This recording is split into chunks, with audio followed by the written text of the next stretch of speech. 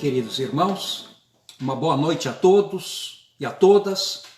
É um prazer estar novamente aqui em contato com os irmãos, em especial nossos irmãos de Uberlândia, de Uberaba e também da cidade de Patrocínio, que são membros da Paróquia Cristo.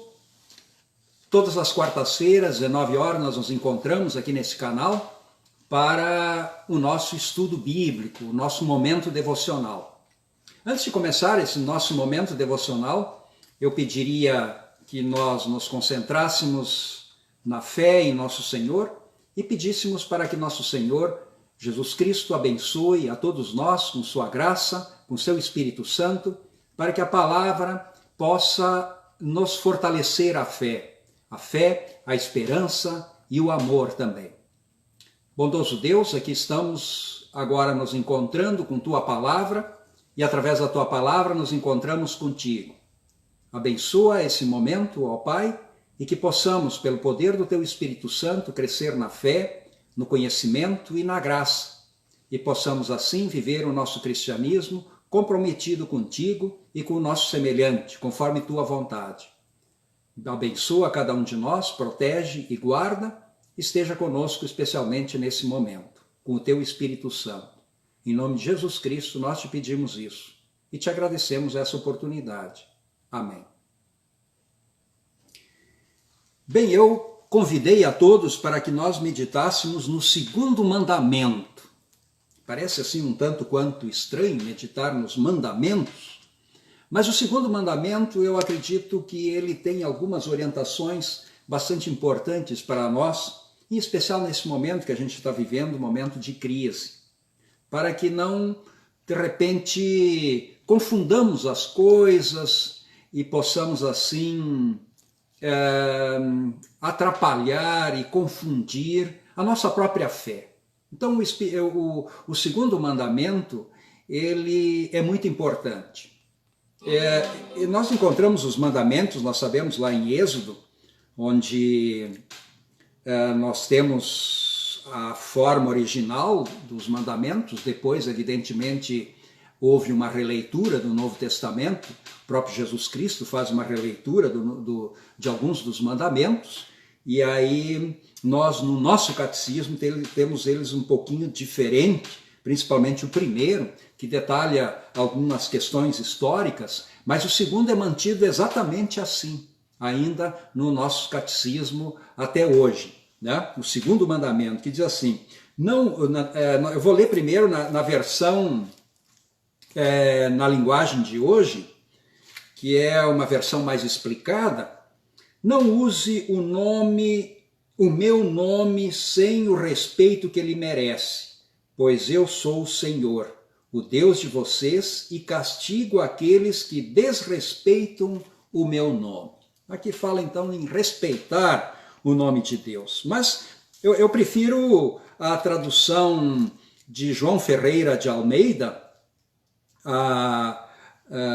essa tradução, e nós temos lá o segundo mandamento traduzido nesta versão.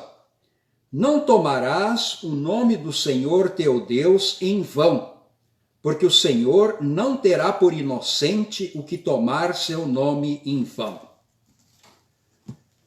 Bom, a primeira observação sobre o segundo mandamento não é nada consoladora, pelo contrário, é perturbadora. Porque o segundo mandamento é o único entre os 10 que tem uma maldição explícita. Se o quarto mandamento é o único mandamento que tem uma bênção explícita, quando ele ordena honrar pai e mãe, a bênção explícita é para que te vás bem e vivas longa vida sobre a terra. E esse segundo mandamento, assim como o quarto tem o único que tem uma bênção explícita, esse segundo mandamento é o único entre os 10 que tem uma maldição explícita. Por isso ele é tão sério. Por isso que eu falei, ele tem essa componente perturbadora. que é a maldição explícita de Deus, que diz: porque ele não terá por inocente o que tomar seu nome em vão. Ora, esse mandamento sempre assustou muito o povo de Deus, particularmente o povo de Israel no Antigo Testamento. Inclusive, quando eles liam as Escrituras Sagradas, eles não pronunciavam o nome do Senhor, porque poderiam talvez estar usando ele em vão. Então liam o texto bíblico e quando chegava o nome do Senhor, Javé ou Jeová, Yahvé ou Jeová, no hebraico, eles silenciavam. E esse costume, em lembrança, essa maldição do segundo mandamento, acabou fazendo com que se perdesse, inclusive, a pronúncia do nome do Senhor no original hebraico. Porque o original hebraico, ele não tem as vogais, ele apenas tem as consoantes. Então, se consegue identificar palavras porque se conhece as palavras. Então, a palavra Jeová ou a palavra Yahvé ficou um tanto quanto desconhecida a sua pronúncia correta. É Jeová ou Yahvé? E traduzindo hoje, transliterando para o português, Javé ou Jeová? Não sabemos. Havia um medo de tomar o nome de Deus em vão, de pronunciar mal o nome de Deus, de pronunciá-lo fora de contexto, de referir-se a Deus num momento inoportuno, talvez, e para evitar, então, se silenciava na hora de pronunciar o nome de Deus. E até hoje a dúvida é Javé ou Jeová? Não sabemos. Bem, mas o que de fato importa não é exatamente isso. O que de fato importa para nós é o que seria tomar o nome de Deus em vão num sentido mais amplo. O que seria um pecado contra o segundo mandamento que tem essa ameaça? Por que Deus faz essa ameaça? Por que ele considera isso uma coisa tão séria, tomar o seu nome em vão? Bom, o que significa isso? Lutero, no seu catecismo menor, quando ele explica o segundo mandamento, não tomarás em vão o nome do Senhor teu Deus, porque o Senhor não terá por inocente o que tomar seu nome em vão. Ele então pergunta o que significa isso. E aí ele responde: devemos temer e amar a Deus e, portanto, em seu nome não amaldiçoar, jurar, praticar a feitiçaria, mentir ou enganar, mas devemos invocá-lo em todas as necessidades, orar, louvar e agradecer. Então a palavra forte aqui em Lutero, que eu gostaria de destacar, é mentir em nome de Deus, é enganar em nome de Deus. Isso é algo muito pesado. E o grande engano em nome de Deus certamente é a falsa interpretação das Escrituras Sagradas.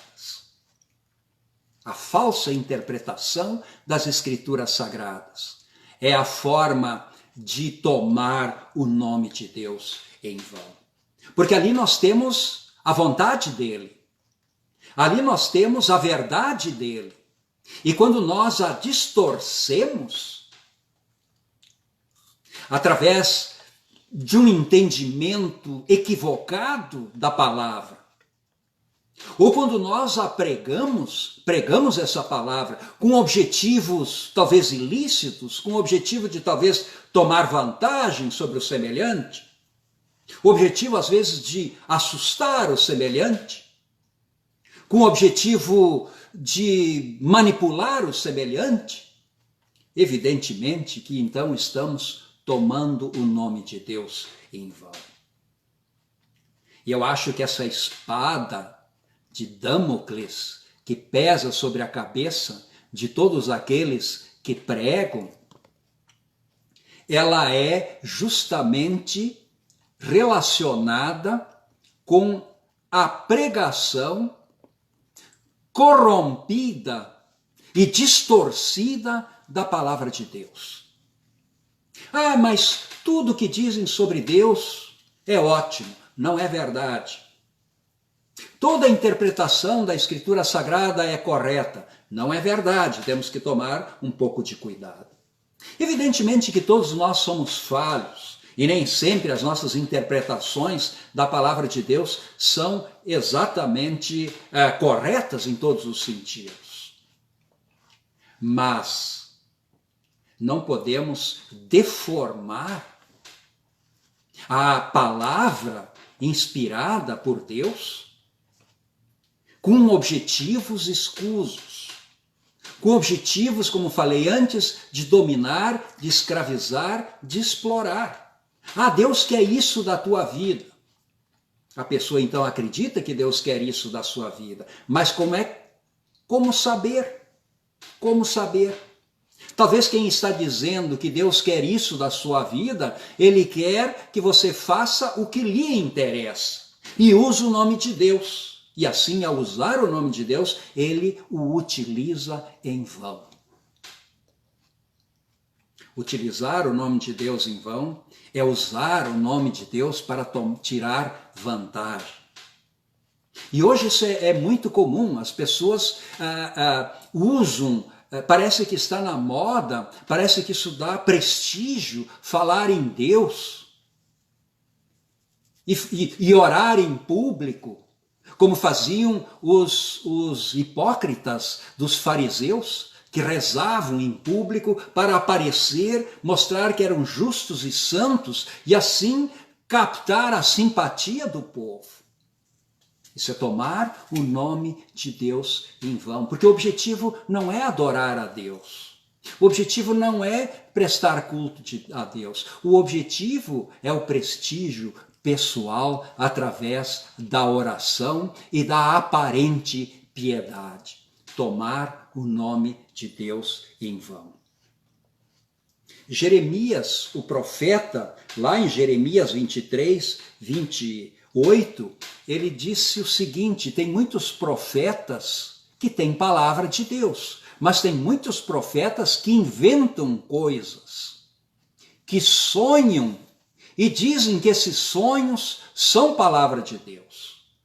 Isso é tomar o nome de Deus em vão. E o profeta Jeremias diz: o profeta que tem sonho, conta isso como sonho, mas não como palavra de Deus. Então, muito cuidado com pessoas que dizem: ah, eu recebi uma revelação. Deus quer isso, Deus quer aquilo.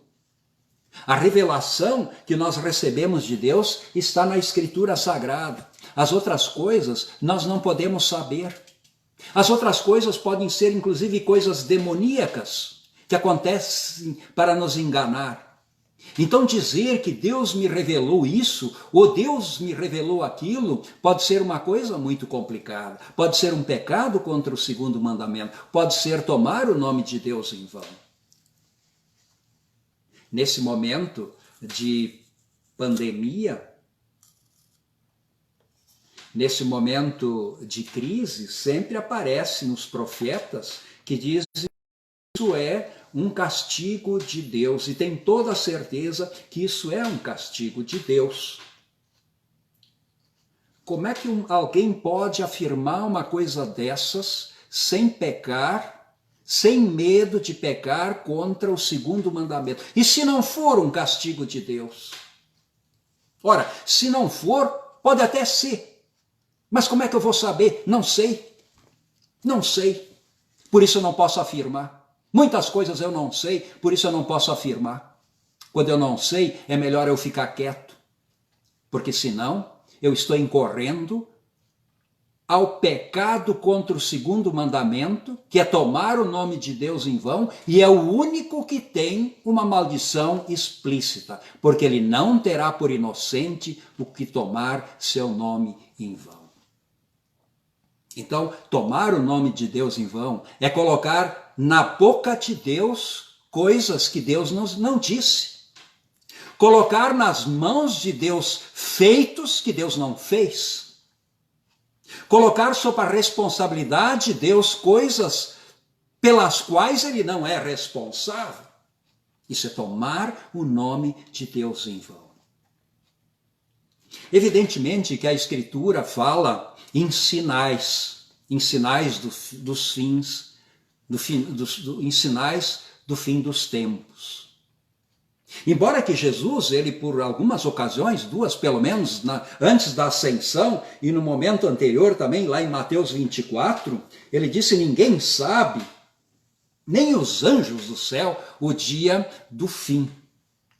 E antes de ele subir aos céus, ele também revelou isso, que não vos compete conhecer tempos ou épocas que o Pai reservou para a sua exclusiva autoridade. Portanto, é preciso muito cuidado.